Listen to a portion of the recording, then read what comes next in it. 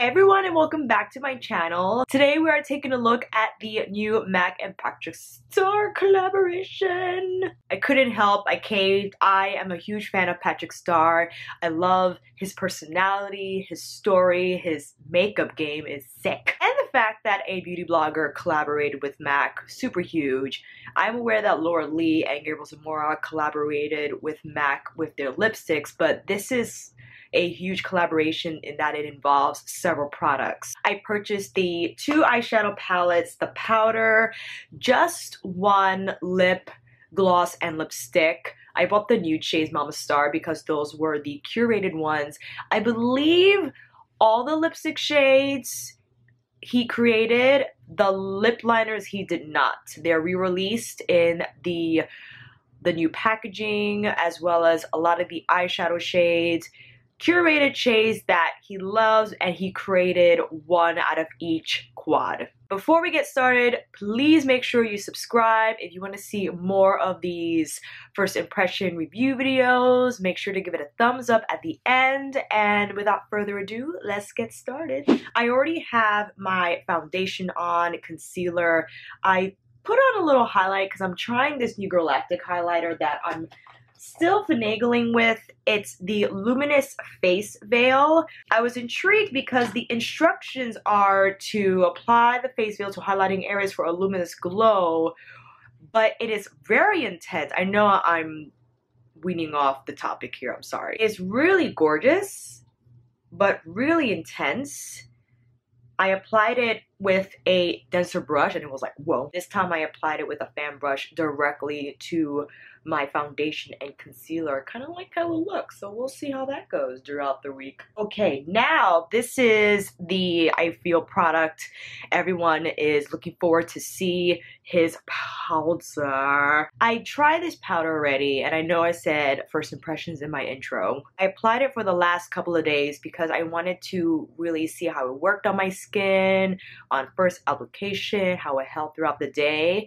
And I have to say, I think this is an excellent powder in terms of how it applies, how it holds my makeup, and how it makes my skin look and feel. I've already applied my concealer, and just to make sure there is no creasing when we apply the powder, I'm going in back with my beauty sponge. This one is from Eco Tools, which I kind of love, making sure those creases are blended into the skin. Now, just so you can see, this is the color of the powder.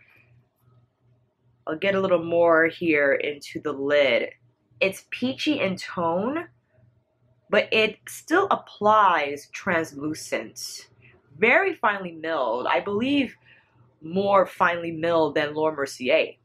Whoa. Taking some in the lid here and applying that with my same damn sponge.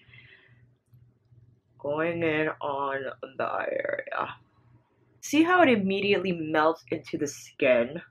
I think it's a great powder.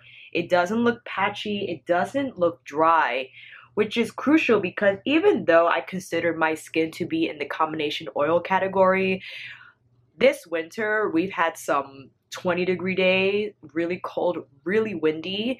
My skin can get very dry from outside back to the heat, and that constant change in temperature takes a toll on my skin. And to have a powder that does not suck the living life out of it, but makes it feel soft, velvety, and not textured, I'm all for it. And that's why I wanted to try it on before I went on here with my thoughts, because with a lot of products, you have to give it a couple of days, you have to experience it to see how it works with your skin, and for a couple of hours as well. Because sometimes products will look great on first application, and as the hours go, it starts to go a little gnarly, you know what I'm saying? Here's a close-up of my under eye. What do we think? I've been loving it. I really love how it makes my skin look not patchy, not dry. I feel the color is perfect for my skin tone. It doesn't look ghastly white, nothing out of the ordinary. And what I've been doing, which I usually don't do because you know how I love my Giorgio Armani Luminous Silk Compact to set the rest of my face, I have been taking the butt of the beauty sponge and apply the powder to the rest of my face to set. I rarely do this because I love my Giorgio Armani so much. It's become a staple routine, step in my routine for my complexion. But I wanted to experience the powder full force in all departments. Under eye baking, full face setting, and all that stuff. Oh, and that luminous veil still popping through. Not bad, not bad. Close up of my skin for... Why, you guys? Never, ever try to squeeze something that is not ready to be squeezed, because this is what happened. Skin looks good, looks fresh. And I actually love how this has been setting the sides of my nose, because I crease there a lot. Anytime I go in to blow my nose to clean it and this happens, it gets so nice creasy line on that part of my nose. So I try not to do that when dealing with the tissue, but you know, you never know. Try to not do that, but that's not. This is how the powder looks, freshly applied, and I've been applying the powder for the, as I said, last couple of days. I love how it looks throughout the day. It keeps my makeup set, does not move. My skin is not dry, it doesn't look flaky, textured, patchy. Great powder. If anything, I would definitely buy the powder. If you're trying to figure out what part of the collection, if you could only get one, I would suggest the powder simply because that is his baby, what he created with MAC. The quads, he created one shade out of the 4, and Mama Star, I believe he created, which is like a really nice terracotta nude shade. We'll get more into those products. Just the powder, I believe, is $34. In terms of what you get ounce-wise, you get 1 ounce here, which is a typical amount found in loose powder containers. The powder gets a check plus for me. I love it. I'm happy I bought it. I also recommend that you check it out. Now, let's get into these eyeshadows. I did an eyeshadow look with both quads yesterday. I received so many compliments from them, and I am aware that these are typical warm shades, for sure. Just to take a look at the packaging, you have this silver frame with the Patrick Starrr and MAC holographic label on the lid. It is clear. Flip it open like so, and here you have your quads. This quad is in Goal Getter, and the second one, I believe, is called Glam AF. And yes, these are warm shades. The thing with this collaboration is these are Patrick's favorite MAC shades, which pair nicely with the shades he created. In Goal AF, you have Oh My God. And then you have this one, which is, I believe, I'm Into It. Yes. I will use both quads just so you can see them in action. You very well can create phenomenal looks with each. You have your highlighter, your transition shade, your deeper crease shade, and a lid shade. This I believe, is great for deeper skin tones because soft brown, I believe, is a great highlighting shade for the brow bone, even for the center of the lid if you want to go all matte. For lighter skin tones, you might have to dip out for that lighter shade in brow bone highlighting and other highlighting portions of the eyes. Beautiful colors, and this is a pleasure to use shadows that are hard pressed and don't kick back so much. I feel the texture of shadows nowadays are very powdery and soft, whereas back in the day they were hard pressed and normal. That's how I feel about Inglot shadows too. They remind me of MAC shadows in that there's not so much kickback in the pans. It's just a lot of pigmentation that you blend out and go in with, and it's all good. The first shade we'll use is Brûlée, and this is with a MAC shader brush. I believe this is the 282. Just to our brow bone, and I think this is a beautiful shade for brow bone. It's not, is this matte? It is matte, but it's a beautiful cream shade that gives the right amount of highlight without being too crazy. And see how that lifted the brow bone really nicely, that arch? I'm a fan. Let me know if you had picked up any of Patrick's collab. Listen, I I kind of get a little fangirl depending on the beauty blogger. I'm a huge fan of Patrick Starrr. I love him. I would like to meet him one day. He just seems like a really cool person to hang out with. And his story is heartfelt and inspiring, how he started at MAC and now he's here, and how at one time was ridiculed when working at MAC because I believe that one of his managers said he couldn't wear such crazy makeup because he was a man. And it kind of stifled Patrick's creativity, and of course he agreed because he wanted to keep his job and still loved MAC and the company and the products, and I loved his clients and what have you, and stayed. He has his Cinderella story somewhere on his channel. I'll try to find it and I'll link it down below to see what happened thereafter. But to see how far he's come and doing all these celebrities, it's insane. And I feel he is very talented. I think he's a talented makeup artist. Any video he uploads, I watch and I get his products. And that's that. Next up, we have Shadow, a very, very popular MAC shade.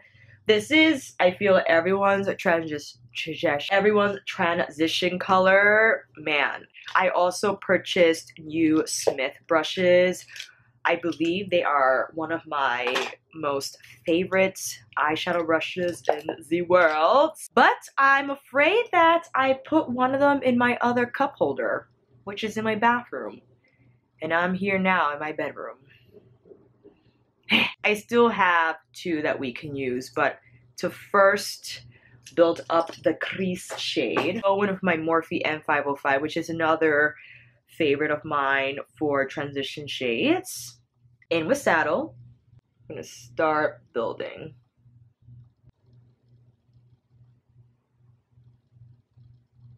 To prep my lids, I simply applied concealer to them from when I was applying concealer to my under eyes. And just so you can see, there's not a ton of kickback in these pans, and it's refreshing. There's some here in Brulee, but not a ton in Saddle. It's like, oh my god, I can't take all this powder sometimes, you know what I mean? I feel the Colored Rain palettes are very powdery. I forgive them because I love Colored Rain. Still though, nice to experience shadow that's not as kickbacky. I forgot how much I love Saddle. Now that we have Saddle on here, I want to go in with another brush. This is a Morphe Y16. It's a fluffier blending brush. And now with Soft Brown from his Goal Getter palettes, I'm going to further blend out the edges of Saddle. And Soft Brown for me can be used for this reason because of my skin tone. Soft Brown, I feel, can be a really nice transition shade for lighter skin tones, or really nice highlighting shade for deeper skin tones. With the same M505, now with Swiss Chocolate from Goal Getter, I'm going to start building the outer edges or outer V of my loves. I think these shadows are blending fantastically, and I experienced some changes I feel in the MAC formula. Back in the day, they used to be sublime, but these mattes, I don't know, maybe they improved it for this collab, but I love how these mattes blend. Swiss Chocolate and Saddle, I feel, give a really nice, beautiful, warm, smoky eye for the day. You could keep it here, apply Brulee to the lid or a metallic shade, apply some mascara and be done.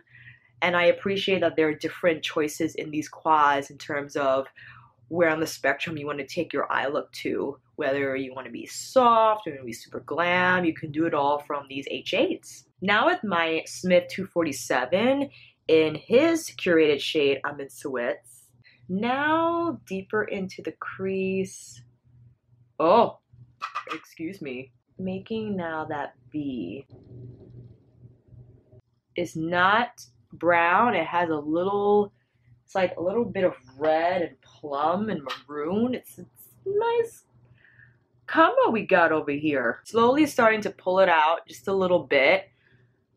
Being very careful that I don't go crazy. Not a ton. I'm getting a little bit of fallout here, I should have just kept some powder there, but I think we're able to still brush it off. For the most part though, not as much fallout as I experienced with more powdery shadows, so we're still good. Just gonna clean up the edges here on this side. Sorry about the traffic noise, friends. Sitting in front of my window does not guarantee a quiet section. I think I want to start building my lower lash line now, and with that, taking the same Smith brush, 247, I'm gonna wipe it a bit here on my towel, applying a saddle to my lower lash line. Taking Swiss chocolate, starting to build the outer corner a bit more. Now I want to take Goal Getter, same brush, deepening this outer edge a bit more. Of course, just to deepen it a little bit more, I'm now taking my pencil brush. This is a Morphe Y22, now with the shade Embark. Just to the base of my lash line and right to the outer V. And that brush was dirty. I'm going to take Goal Getter, same pencil brush, but to the inner portion of my lower lash line. I want that to appear smokier. And with that, I'm going to create that effect to the inner V of my lid as well. And you guessed it, halo eye time. Just a final cleanup because this is getting a little crazy as it usually does. Yesterday I kept it together. I don't know what happened today. Don't know. Taking some loose powder with my Morphe Y14 Patrick's powder. Blurring out the edges. Much better. I feel better about that. I love these shades. I love how they combine the effect it gives. It doesn't rely on just black shadow to create a really nice deep smoky eye. And of course you can achieve different levels of smoke, keep it more warm, more subtle, or you want to kick it up and use the plummy shade or the Embark shade. I love. Yesterday I used Amber Lights, which I think is gorgeous on the lid. Sometimes I've seen beauty bloggers cut the middle of the lid first. I'm just going in with the wet flat brush because that works fine for me. If you do want to cut this with concealer first to give it a little more shape and structure, that's totally up to you. Taking my Zoeva 234 with Amber Lights. Amber Lights by itself is great, but just to kick up the punch from the get-go, applying setting spray, then center of the lid we go. I mean, that's a gorgeous shade. I never worked at MAC and I was very late to the makeup scene, but apparently Amber Lights is an old favorite. Several beauty bloggers, especially those who did work at MAC. Let me know what your favorite MAC shades are down below. Ones that you still use or haven't used in a while. Went a little too high there. Gonna carefully buff out those edges. I will also apply Amber Lights, this time pencil brush again, some setting spray to the center of my lower lash line, as I love to do. And I think this is not in the collab collection. I think ColourPop's Super Shock Shadow in Fluffy is like the perfect topper for the Amber Lights. You'll see. It's in shambles. Unfortunately, it broke in my makeup bag. But this and Amber Lights, and some to my finger. I mean, it kicks it up so nicely. It has gold and pink glitter in here, but it's just a perfect topper shade for Amber Lights. I was like, oh my god. Buff the edges of Amber Lights. Now we can't leave out, oh my god. I want to take the other side of my Bobbi Brown dual-ended detail brush Now with Oh My Good setting spray, some Morphe. Oh My Good is also beautiful on the lid. Because this shade right here, come on. It's a pinky, taupey, beige situation. I can't quite explain. I'm very happy it's in the collection and that he created the shade for sure. Alright, that is the eyeshadow. I will apply some liner and be right back. This liner came out a little gnarly. I don't know what happened, but you know what? She's staying on there. Go ahead and apply falsies if you like. I'm a little short on time, and we'll just apply my mascara. We can't finish now without completing the face. Taking my Becca Sunlit Bronzer in Ipanema Sun.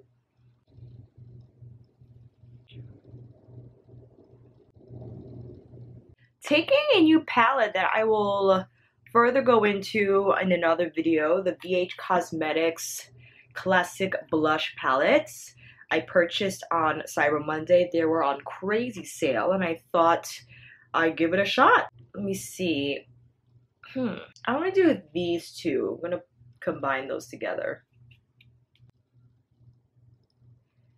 Go in carefully. A touch more bling. We still see the Luminous Veil from Galactic on there. I still want to apply a little bit of my Dior Luminizer, the Dior Nude Air Luminizer, with my ABH brush in A23. Just the very tops of the cheekbone. Excellent, let's spritz. Gently pat in. And now let's take a look at Mama Starrr. I have both the lipstick and the gloss. See, this is the Mama Starrr gloss.